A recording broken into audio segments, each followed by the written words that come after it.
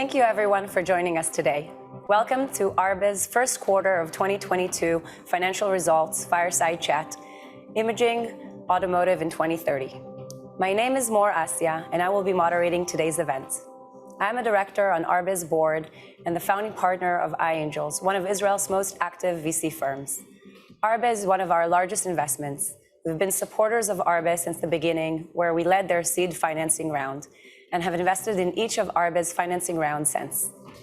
The automotive industry is progressing quickly, and ultra-high-resolution imaging radars are going to be critical for achieving truly safe driver assist systems and hands-free driving. Arbe is driving this revolution. Before we begin, I would like to remind you that certain information provided on this call may contain forward-looking statements, and the safe harbor statement outlined in today's earnings release also pertains to this call. Please also note that this event is being recorded. Today, we are joined by Kobi Marenko, Arbe's co-founder and CEO, who will begin the call with the business update.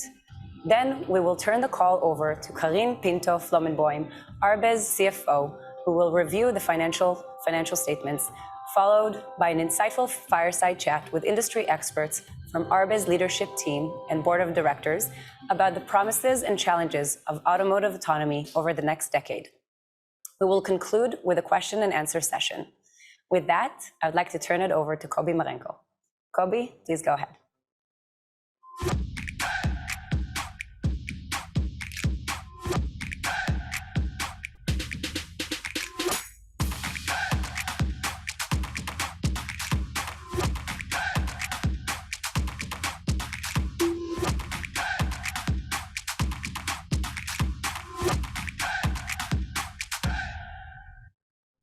Thank you, Mor, and hello, everyone. It is great to have you with us. Today, we are going to discuss the future of autonomy in 2030 and the leading role that Arbe will play in this world. But first, I would like to go over some of our recent business highlights. We made great progress in the first quarter, particularly with our Tier 1 relationships and OEM customers. Hyundai, a leading car manufacturer and one of our early investors, held a POC testing the safety announcement introduced by our next generation radar. Just yesterday, they showcased our joint pilot at the EcoMotion event. Working closely with world-leading car manufacturers like Hyundai is important for us as it allows us to evaluate how our technology addresses their safety and autonomy needs in real time. Let's view some highlights from the pilot.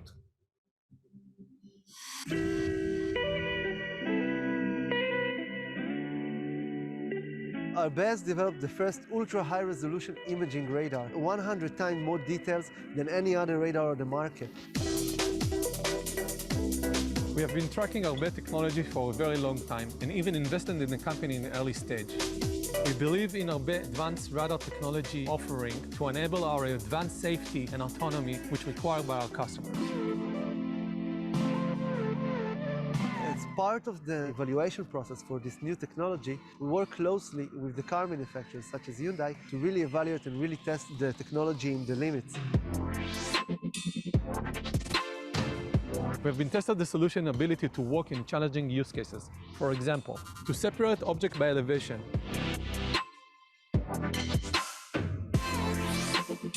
We have seen how the radar detects a bike rider in an angle of 100 degrees.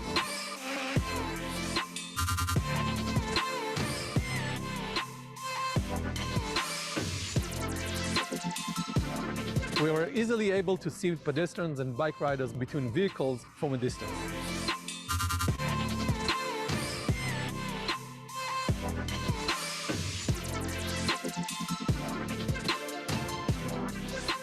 We demonstrated that the radar can detect an object in a distance of more than 300 meters.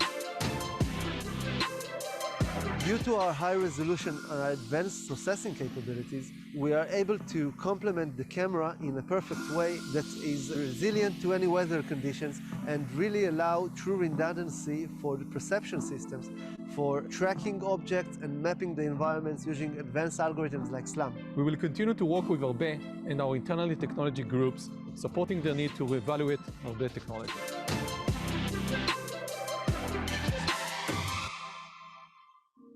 During the first quarter, Arbe engaged with 5 new customers, including OEMs who are leaders in level 2+ passengers vehicles, design and new mobility players focusing on level 4 applications.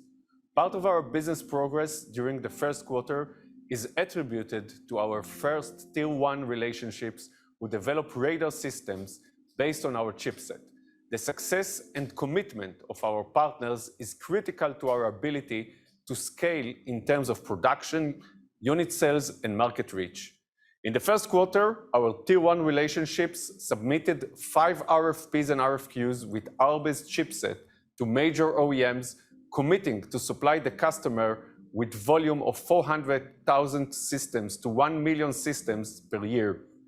In the first quarter, Arbe secured a wealth of knowledge and experience with the addition of several new members to our leadership team. Joining our board of directors is Tilo Kozlowski, a renowned thought leader and visionary in automotive and digital technology, who previously served as the founder and CEO of Porsche Digital. Tilo also founded the automotive and smart mobility practice at Gartner, where he advised global automakers, technology companies, and governments on harnessing new technologies and innovation. Alex Itzinger, who also joined our board of directors, is the former Volkswagen Group Senior Vice President of Autonomous Driving and a member of the management board of Volkswagen Commercial Vehicles. Additionally, Alex held the position of Head of Product Design for Autonomous Transportation at Apple, where he led the automotive team. Finally, Gonen Barkan, who joined Arbe's management as our new Chief Radar Officer, will head Arbe's technological strategy. Gonen came to us from General Motors, where he led a global team and was responsible for all aspects of radar technology, development, radar product development, and radar integration into GM vehicles. We are proud that Gonen, Alex, and Tilo choose to join Arbe, demonstrating their confidence in our vision. Their knowledge and expertise will strengthen our strategy, tighten our relationships in the auto industry, and expedite our progress. Alex and Gonen will join our Fireside chat today. On the product front, back in January at CES, we introduced the addition of free space mapping to our imaging radar perception stack. This is the first time an automotive radar is able to perform free space mapping, a critical function of autonomous driving that requires great accuracy and redundancy. Last week, we were happy to announce the launch of our latest RF chipset in the final production configuration. The new chipset increases range, allowing radars to detect vehicles at 800 meters or about half a mile. This functionality will make our radar extremely viable across customer verticals, including trucks, a key vertical for Arbe, as the truck industry will be one of the first to introduce autonomous driving on mass scale. Our new chipset offers the industry's first combination of system design flexibility with ultra-high resolution, providing optimal performance across challenging driving scenarios, such as putting a flat tire on the highway, enabling delivery robots to drive safely on the sidewalk, and developing forward and backward free space mapping, particularly for unprotected left turns, T-junctions, merging into the highway, and more. Now I'd like to highlight some of the exciting news that we shared, demonstrating the market recognition of Arbe's innovation technology. We are honored to be recognized for our product innovation, recently winning some of the most prestigious awards in our industry. Back in January, Arbe's perception imaging radar was recognized for revolutionizing autonomous vehicle and sensing to support advanced perception capabilities at an affordable cost for the mass market by CES 2022. Additionally, we were proud to have won first place at the 2022 Tech AD conference in the category of sensor perception, which highlights the superiority of our advanced perception radar designed to create ultimate safety in the autonomous vehicle industry. This meaningful validation, combined with 3 industry executives choosing to join our management team and our board, are all important signals that we are on the right path. We are extremely pleased to be progressing according to plan. We are confident in our leadership role in the evolution of the industry, and we look forward to continuing to achieve major milestones. I'd like now to turn it over to our CFO, Karine. Hey, Karine. Hey, Kobe. Thank you. Thank you, Kobe, and hello, everyone. I would like to review our financial results for Q1 2022 in more details. Total revenue in the first quarter was $0.9 million compared to $0.6 million in the first quarter of 2021. Backlog as of March 31st, 2022 was $2.8 million, consisting mainly of chipsets and samples orders and service from several leading car manufacturers and tier ones. Gross margin for Q1 2022 was 56.1% compared to 44.3% in the same period in 2021. The gross margin increase was primarily related to a lower cost per unit as we expand toward production. Moving on to expenses. In Q1 2022, we reported total operating expenses of $11.1 million, an increase from $4.5 million in the first quarter of 2021. The increase in operating expenses was primarily driven by labor cost uptick, non-cash share-based compensation expenses, and additional general overhead costs related to our status as a public company. Research and development expenses increased from $3.7 million in Q1 21 to $7.8 million in Q1 2022, reflecting growing investment in labor and moving toward production. Net loss in the first quarter of 2022 decreased significantly and was $7.9 million, which included $2.8 million of financial income, compared to a net loss of $18.4 million in the first quarter of 2021, which included $14.1 million of financial expenses. Both years' financial expenses and income related to the revaluation of convertible loans and warrants. Looking at adjusted EBITDA in Q1 of 2022, a non-GAAP measurement which excludes expenses for non-cash share-based compensation and for non-recurring items, was a loss of $8.6 million compared to a loss of $4.1 million in the first quarter of 2021. Moving to our balance sheet. As of March 31st, 2022, Arbe had $87.3 million in cash and cash equivalents. Total debt of March 31st, 2022 was $5.1 million, which we expect to pay by July 1st, 2022. With respect to our guidance for 2022, we would like to reiterate what we previously shared. Revenue is expected to be in the range of $7 to $11 million, heavily weighted toward the end of the year. Adjusted EBITDA is expected to be a loss in the range of $34 million to $38 million. Additionally, we believe that we are on track to reach our $312 million revenue goal for 2025. Now I will turn it back over to Mor to open the fireside chat with the rest of our team.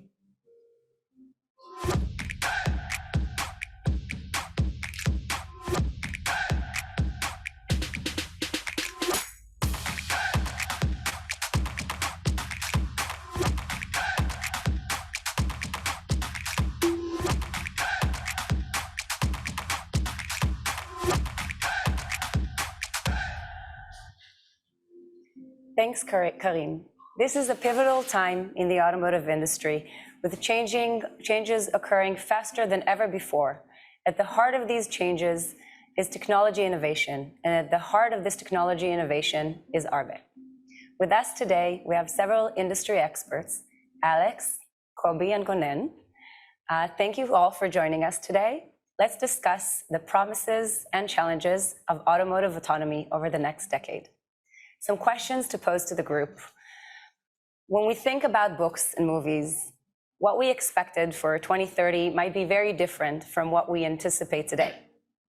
Whereas we once might have imagined flying cars, today I think we can all agree that 2030 will likely look much closer to our daily lives today than what we once might have thought.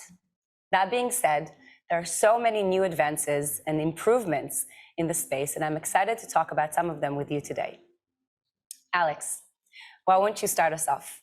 What will a day in 2030 look like? In terms of mobility, how will it be? The same or different from today? I hope you can hear me well. I think mobility will be safer, it will be cleaner, and it will be more convenient. I mean, it will be safer because there will be a widespread use of ADAS systems in the cars and in trucks. It will be cleaner because I think electrification will have gone really mainstream, and the majority of vehicles sold, new vehicles sold, will be electric.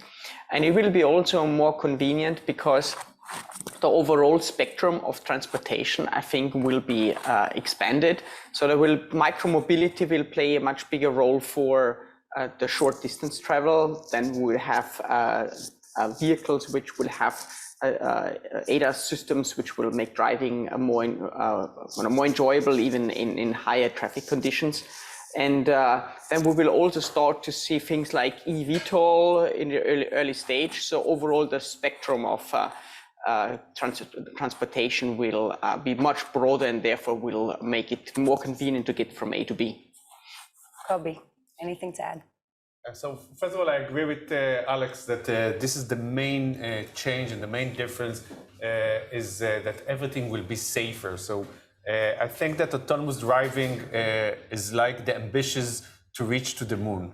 So it's a 10 years plan. It will take time. It will take a lot of efforts.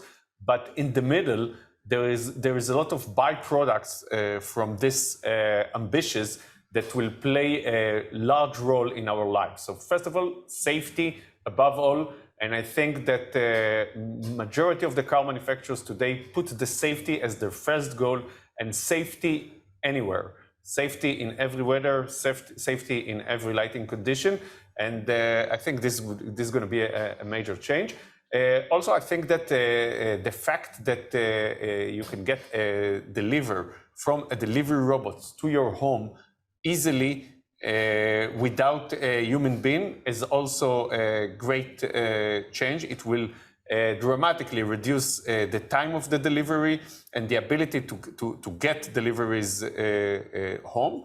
I think also the fact that trucks will drive more and more in a safer way and in almost automated way will change also our lives, and the ability to bring things to our home in a better price and even in better timing. Excellent. Ronen? Yeah, thanks. So again, I agree with you both, and I'll add that also a lot of driving functions that today we are used to do, I think will start to become much more automatic and autonomous, but step by step. Right. Well, I believe that by 2030, it's safe to expect that level 2+ will become an industry standard with approximately 70% penetration and an emphasis, as previously mentioned, on safety rather than comfort, driven by both consumer demand and regulation. Gonen, what new technologies will be available in 2030? Yeah, thank you. So as we said, to get to this safety level, especially when you want to get much more complex driving tasks, but on a safe level, which is not what L2+ today. I think technology, especially sensing, will have to step up. L4, I don't think will be as widespread, and I think the mass market will require safe and widely available driving features.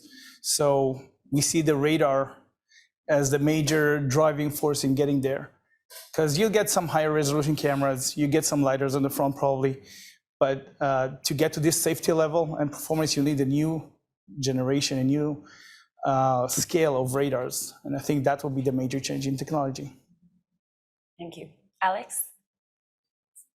So I think generally it will be a phased approach, right? There won't be any big bang when you say, okay, now autonomy is available or something, right? There will be level 4 will start to appear, right, in premium products, I think.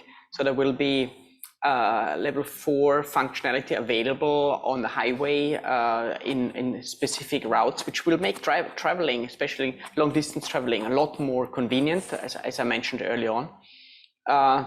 And so the technology will penetrate first the premium products, where people are a bit less cost sensitive. Also, as Kobe just mentioned, I totally agree, long haul trucking, where you have a very good business case and an easier use case, I think is a perfect way of rolling out level 4 functionality. We will see that in the next years until 2030. And as the technology penetrates these areas and therefore volume of components go up and therefore costs come down, then this technology will get more and more into mainstream products. So level 4 will sort of start to happen slowly and will penetrate the other areas over time. And this is really quite natural for new technologies. And it will also help to sort of raise awareness in the public and make people accept these technologies. And will basically then drive the adoption over time. Kobe, anything to add? I would like to add maybe 2 points. One, I'm confident about it. So the car, as the car will become more and more autonomous, it will be more and more entertainment area. So the screens will be bigger. Maybe there will be commercials inside our car. We will be able to see video, maybe to play games, maybe to see a movie. So I think that the car in 2030 will be part of the ecosystem of the entertainment and advertising. Second thing, which is, I think, questionable, is how much of this industry will become a service-oriented. How many people will abandon the car, will decide that they don't need a car, and they can just take a car for hire. I think especially in big cities where there's no parking and it's crowded and you don't want to look for parking, this kind of car as a service that is coming more and more natural to the market will take more and more market share. And I think this is the way that it should work is if you can get the service of level 3, level 4 on the highway at least. This makes sense that on the weekend, instead of using your car, you will hire a car, even if it's a bit premium, that can drive you all of this weekend without you need to hold the wheel. Thank you. So we all understand that in order for technology to be car and road ready, the model specification cutoff is approximately 3 years prior. Given that time frame, what technologies will not be available in 2030, either because they'll be phased out or because 2030 will still be too early for them? Alex, what do you think? So I think one of the hardest problems, really technology problems out there, is full autonomy in urban areas. And I think we will not see a really widespread adoption of this until 2030, just because you have such a long tail in terms of edge cases. There's, at the moment, there's still, for some people, the belief that this is just around the corner. I don't think so. I think the problem is, like I said, too hard for that. But we will move towards that, right? So we will see more and more commercial pilots of the robotaxi use case, and we will potentially see first routes in existing networks, which will drive with sort of pilot robotaxis. So it will increase, the usage of it, but it won't be mainstream. It won't be a real big commercial business or something like that. Okay. Anything to add, Kobe? I agree that robotaxi right now looks more than a hobby than a business. There is technology challenges there that we are far from solved. Even the processors, the central processors needs order of magnitude or even 2 orders of magnitude more performing and more processing power in order to support what is really needed for a full autonomous driving in scale, in a price that is achievable. So we will have this, maybe this some micro mobility, maybe something that drives in 20, 30 kilometers per hour, very slowly in the city, like the delivery robots, something like, you know, older people are using. Something like this for autonomous driving that will replace urban driving. Okay, so what do you think will be the role of imaging radars and Arbe in achieving your predictions for 2030? Ronen. Thank you. So first and foremost, the radars need to can and will provide the required redundancy and to bring those features to a safety level customers can trust. I think radars today are far from it still, and there's need to be a leap. And I think this is where Arbe places itself in getting the entire sensing suite to the level it can be available anywhere, every time of the day, and on a safety level, and not as an assist system. And that's a huge step that without the radars, I don't believe can happen. Kobe? I think that the industry begins to understand that the focus in the last 10 years was how to pass the test. There was an NCAP test. There is a minimal requirements for this test. So the car manufacturers were focusing on how to pass the test. And now there is a major shift in the paradigm, and they understand that passing the test is not enough, and driving fully safe solution to the customer is the real goal. And if we are moving to a full safe solution, I think that the only solution is by having a radar that can work in any weather and any lighting condition up to a very long range in a safe way, without false targets and without missing anything. And this is our mission since we started. Perfect. In other sectors, 2030 feels like nearly a decade from now. So why are we as investors are discussing 2030 now? I can say for me personally, as an investor, on the one hand, we have seen a lot of activity in the automotive space with several companies going public. While Arbe has established a unique position within the market, mass adoption of autonomous driving is still, as we understand, very much ahead of us. And it's exciting to see what is yet to come in the latter part of this decade. Now, it's my opinion that Arbe is becoming a public company is a stepping stone, and this is really only the beginning. So, Kobe, why do you feel we're talking about 2030 now? Can you also elaborate on what will happen over the next 3 years, for example? Yeah, so first of all, we are talking about 2030 because we believe that 2030 will be the year where Level 2 Plus will be a mass product. So you won't get into a car that doesn't have a real safety features and a real highway autopilot and driving assist on traffic jam and those kinds of solutions. So everything that we see today as, you know, a kind of a pilot version in the cars will be mainstream in 2030. But it takes time. It takes time because the cycles of the automotive industry are long. They are selecting now radars for year model 2025, some of them even for year model 2026. And then you start ramping up, and you're ramping up on the high-end cars.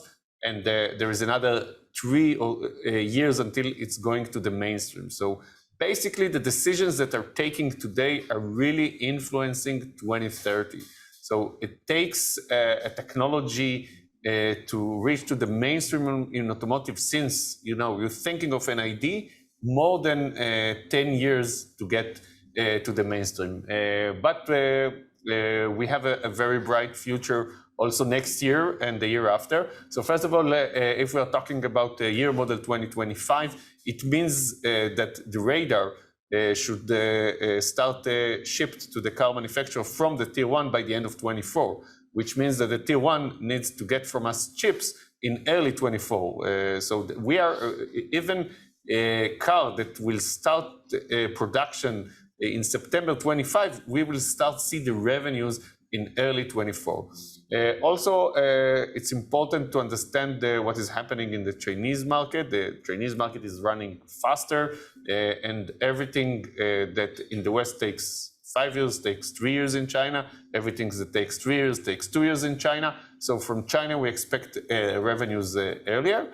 And also, we are engaged in a lot of the activity around delivery robots and around the trucks. And all of those things don't require this 3-year cycle of designing a car. It's a new bot or a truck. Basically, it's an aftermarket product. And this is why we believe that we will start ramping up our revenues dramatically in 23 towards 24 and reach break-even around this time stage. Excellent.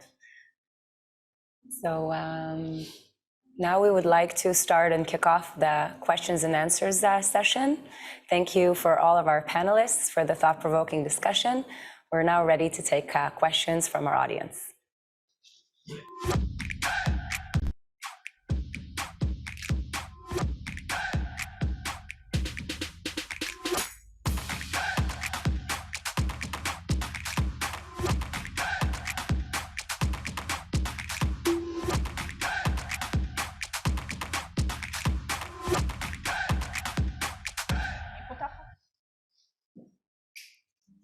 Welcome to the Q&A session. We'll be starting with analyst question, and following that, we'll answer questions submitted by the audience. Our first question comes from Josh.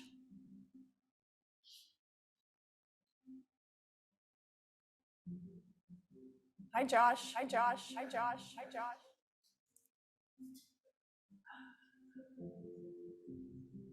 Sorry, Josh? some technicality.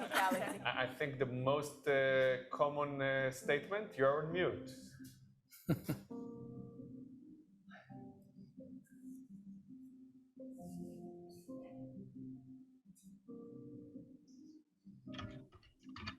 Hi, sorry, thank you. Just for future, the host is required to unmute Q&A. Anyway, so Kobi, you mentioned a sharper revenue ramp in 2023. Anything you can share on the composition between some of your announced customers like AutoX and BAIC versus others that in other industries or other OEMs that we might not be aware of? Thank you. Sorry, Josh, can you repeat the question? Sorry.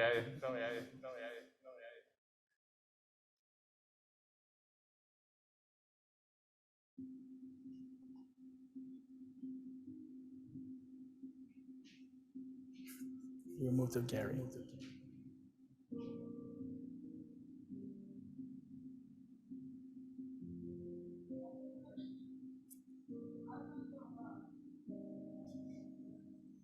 Josh?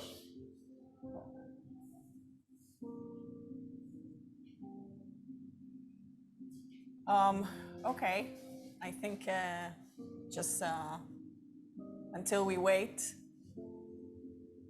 we'll get this adjusted. There's a slight problem. We'll go to the audience questions and we'll get back to Josh. So the first question is, how has the automotive imaging radar market evolved over the past quarter? I think we definitely seen the market a shift towards imaging radar. So if last year it was nice to have for a high level of autonomy, every car manufacturer almost has a program of adapting imaging radar for his front-facing radar, and this is why we see many RFPs, RFQs in the market. And we are engaged with the leading tier ones for that, and with the very good partners for radar. and they are submitting RFPs, RFQs, proposals based on our chipset. And I think what we see now is only starting. We mentioned earlier that every RFP, RFQ is something like 400,000 to 1 million units per year. This is per car manufacturer. So if you're trying to look on the entire market, we are talking about tens of millions of radar chipset from Arbe as a potential market for the next 3 to 5 years. Great. Next question comes from David Green. Please comment on Innoviz for $4 billion deal.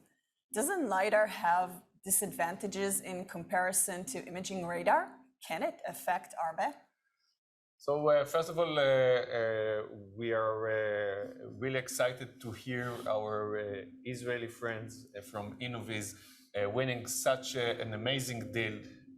I think it's a great sign of excellency for the Israeli auto tech industry, and we are really proud to be in the same industry with Innoviz. Basically, every car manufacturer that choose front-facing LiDAR choose also at least front-facing radar, and but on top of it, between 4 to 5, even sometimes 6 other radar to get the full 360 coverage. So you can be sure that every car company that has one LiDAR will have also a very strong imaging radar. You don't choose the LiDAR like this without also adding a radar. LiDAR has a lot of advantages, especially on the azimuth resolution, but a lot of disadvantages in weather, lighting conditions, long range, and it's a complementary product, and we feel comfortable with that. I think even the great supporters of vision-only approach in the past, like Mobileye, understand today that in order to have the functionality of level 2 plus, level 3, you need also imaging radar and sometimes even LiDAR. Yep. Next question. Will radar and LiDAR compete against Tesla version of vision only? Who will capture greater market share? Yeah, I can comment to this. I think vision only can get you that far. I'm not sure it will be the same market. As we said, the leap to get from comfort and assist to in a limited availability to a safer driving function across the board will include vision and radars. So I don't think that will be a competition eventually. It's different grades of performance and safety. I agree. I think Tesla will find a way to bring in imaging radar in the future. At some point. At some point, at least, if they want to achieve also safety and not just a nice-to-have feature. Thank you. Another question. Could you give some color on the customer engagement stage, time frame, potential orders? So as I mentioned earlier, the potential order of each one of our OEM clients is between 500,000 to 1 million units per year, which represent something like $50 to $100 million opportunity revenues for Arbe.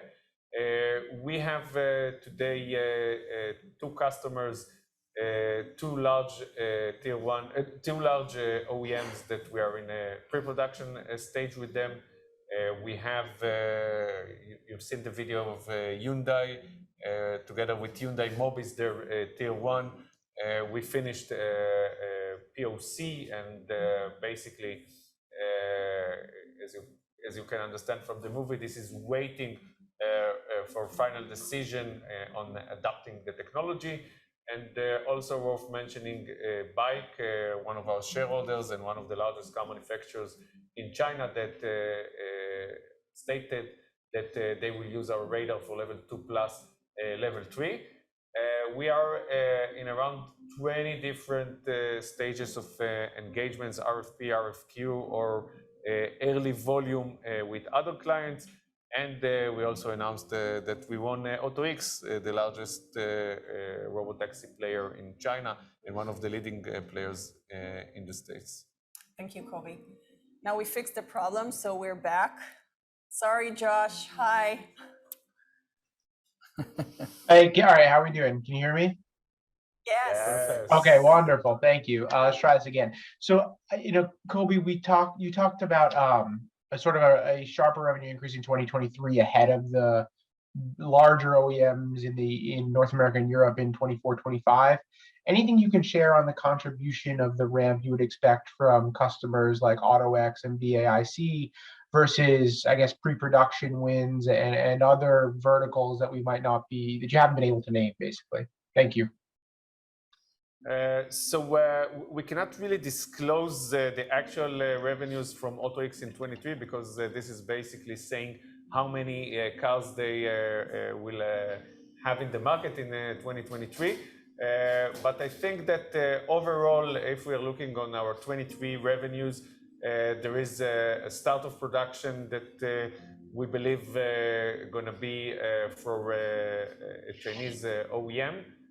On the second half of 23 that will basically be responsible for something like 30% of our revenues, 20 to 20-something $million. The sector of robotaxi, not just AutoX, we believe will be responsible for around 20 million more, and the rest going to be in delivery robots and non-automotive applications. All, we are predicting around $70 million in 2023. Majority of it going to be basically in chipset selling and not on NREs or those kinds of one-time payments. That's incredibly helpful, caller. Thank you. And then for my follow-up, the press release didn't mention the longer-term top 3 OEM that you pre-production win that you discussed before. Everything on track there, which I assume so, given you reiterated the $312 million target for 25. Thank you and congrats on all the progress, guys. Yeah, I think we're in line of the plan, give or take a week here, a week there. Yes, and we are engaged with the right tier ones for those projects. And what is more important is that we increased our engagement with OEMs for another 5 companies during this quarter. Part of them even already installed our radar in their testing cars. So overall, I think this is why we feel comfortable with our $300 million in revenue. So we increased the amount of engagements and we feel comfortable with our target. Got it. Thank you. Thank you, Josh. Next, we have Suji. Hey, Suji. Hey guys, can you hear me? Yes. Yes. Yep. Excellent. It's working great. Hi, Kobe, Karine, and Gonan. Thanks for the informative presentations today, certainly. Kobe and Karine, the 400,000 to million annual type of range you talk about, can you characterize that for us? Is that for a customer or a single model, or is that a platform number? And are some wins smaller and some potentially larger? Just give us some characterization of where that range kind of derives from. Where's the volume coming from? So I think all of the OEMs, maybe except of the new ones, has the same strategy of starting of production with the high-end models. And of course, it means that this is an OEM that should have enough premium cars to support it. And then the technology is going to the regular cars, to the regular SUVs. So the start of production first year is hundreds of thousands of units. Then it goes to a million and millions when it's getting to the mass production. Great, that's really helpful color, Kobe. And perhaps a question for Gonan. We hear about this sort of camera, LiDAR, radar cost calculus of maybe $500 each bucket as kind of a rule of thumb. I'm just wondering how the OEMs think about the overall cost structure and balancing the cost between the radar footprint versus camera and LiDAR. Any insight you could provide there, if those numbers flex or whether, because we're hearing LiDAR is costing as much as $1,000, so any insight there would be helpful. Yeah, so thank you. So first, I think the major shift that happened, and you've seen the announcements on the software-defined vehicles, not just GM, for example. I think the idea is to look across the platform, across the entire enterprise. So, so it's not just how much does it cost to put the sensors on a specific program, but if you're able to amortize the same technology, the same architecture across your entire portfolio, then you might, usually it makes more sense. It enables a higher cost on a specific platform. But for the breakdown, I think it's the cameras are, the challenge is usually the processor, not the camera itself. LiDAR usually, at least on this stage, is mostly for the front facing. So, so everybody are targeting sub $1,000, I guess. And for radars, again, it's flexible because you need 360 coverage. So, and again, as we mentioned before, there's a trend to get safety as standard to the mass market. And this, this allows more flexibility on the cost. So probably, I don't have the numbers, but probably about the same order of magnitude as LiDAR. Okay. Thanks, everybody. All of the radars together. All the radars All together. of the radars Yeah. together is the order of magnitude of one LiDAR. Right. Understood. Great. Thank you, everybody. Thank you, Suji. Now next is Gary. Hey, Gary. Hey, how are you? Can you hear me okay? Yes. Thanks for allowing me to ask a question. To try to figure out what the attach rate of your technology to some of your automotive OEM customers' products, how should we think about the use cases or how they're going to market this specific technology? Will it be a default safety feature that is spread across all of their various models? Or is this sort of an OEM add on, kind of like the Tesla autopilot, and it requires, you know, sort of a $15,000 upgrade? Yeah, I'd say that you know, the first description is more accurate. I think it's more like, especially on the OEM side, a set of features. Some of them are very complex, like, you know, GM announced the Ultra Cruise and the Super Cruise before, but it's going to be features you can I wouldn't say upgrade, but purchase on a common platform. And of course, and again, as I mentioned before, the idea is to get to, you know, common platforms you can upgrade and, you know, improve your vehicle, you know, during its life cycle. Great, appreciate the color. And then my final question, I just wanted to ask about any sort of, I guess, volatility in R&D expense, given maybe the tape out of some specific products. How should we think about, you know, the trajectory of R&D for the balance of the year? And that's it for me. Thank you. So the projection, we expect to increase our R&D expenses, of course. The mix will probably change because now we are in production and we're investing in that. And then our labor cost will be more investing in that part in coming years. We assume that on a percentage basis, it will not change so dramatically out of revenue, but it will increase year over year. Thank you. Thank you.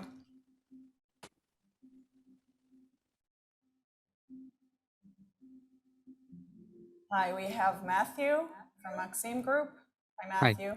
Hi. Thanks for taking my questions. Maybe firstly, it wouldn't be a 2022 call if someone didn't ask about the supply chain. You are talking about, you know, starting to come towards material revenue. So, you know, what are you seeing, and how do you feel about your ability to source to get towards the production levels you need?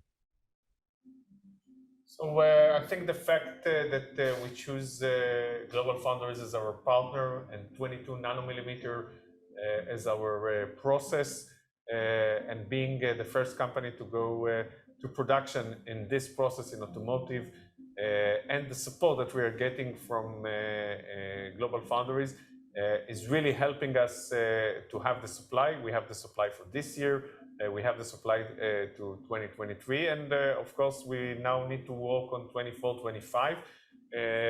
As time goes by, we all understand that the shortage of semiconductors is here to stay, and it's here to stay at least until 25, maybe even 26. And we are working to make sure that our customers will be able to get their chips. Global Foundries are aware exactly to our projections. They have our projections until 2025, and we are working together to make sure that our customers will get it. For 22, 23, we don't see any problem. For 24, we are now beginning to secure it. We have 2 years. It's enough, and we feel comfortable with the supply chain problem. Thanks. And then maybe if we could touch on just where competition has gone in the last, let's say 2 or 3 quarters as you've become, a little more public in your mission, and you're clearly gaining some traction in the automotive market. So, are you hearing more noise? Is there more inertia coming behind sort of competitors that are looking to rival you in imaging radar, or how far ahead do you think you are today? I think that the fact that by the end of the day it's a semiconductors issue is really helping us. So it takes to the large companies 5 to 7 years to produce new chips. So for example, NXP, that were I think the pioneers in radar, they are just going to production by the end of this year with a processor that is order of magnitude lower than the performance that we have today and that we are going to production. So they are neck to neck with us in terms of production time, but their processor is going to be more expensive and 10% of the performance of our processor. What we see in the last 2 quarters is Intel Mobileye aggressively trying to get into the imaging radar market. They are working, but again, they will have a product in 2025, even with this aggressive approach. And we believe that this product won't be in the level of our product today. And we're already in the stages of advanced R&D for our 25 product that will be much more advanced. Thank you. Thank you. Thank you. Now we'll turn the call to Jamie Perez. Good day, everybody. Thanks for taking my question. On the press release, you noted a few executive board members that had any potential more members to the executive staff that you're looking to add. And basically, I'm asking, what's your sort of A team for the system? I mean, for the company. Do you want to, increase it? Are you able to hear Jamie, me? it's a little bit hard to hear you. Can you repeat the question? Yeah. Yeah, sure. Sorry about that. We have a little problems over here. You added a few board members. Any more board members with expertise in the market you want to have? How about building? Are you going to build out your management team even further? I just want to see if you have any color. I'm just imagine what will you be your dream team at Arbe? I think so. As you mentioned, we added to our board members 2 automotive executives. They are helping us with the strategy and with focusing the company on where the opportunities are, and also helping us to approach the OEMs in a high level not on the level of the radar, but on the level of the decision makers. Gonen, that recently joined us, brings a lot of experience in taking radar into production, and I think this was exactly what we need at this stage. Someone from the industry, understand radar, understand where are the challenges, what should be the next generation, where we should lead the company, and we feel comfortable that with the head of Gonen, our management team can really deliver our targets for the next decade. Thank you, Kobe. Now we are turning to our last question for today's call. We will be answering the rest of your question via email if you choose to do so. So last question comes from Scott. It looks like you have enough cash to execute plan. Does this exclude acquisition? So the cash raised in the business combination is enough to get us through our break-even point, which is expected 1 year after our full production, end of 23, beginning of early 24. Again, as we previously stated about acquisitions, we currently do not plan anything, but if an interesting opportunity will raise itself, we will of course consider.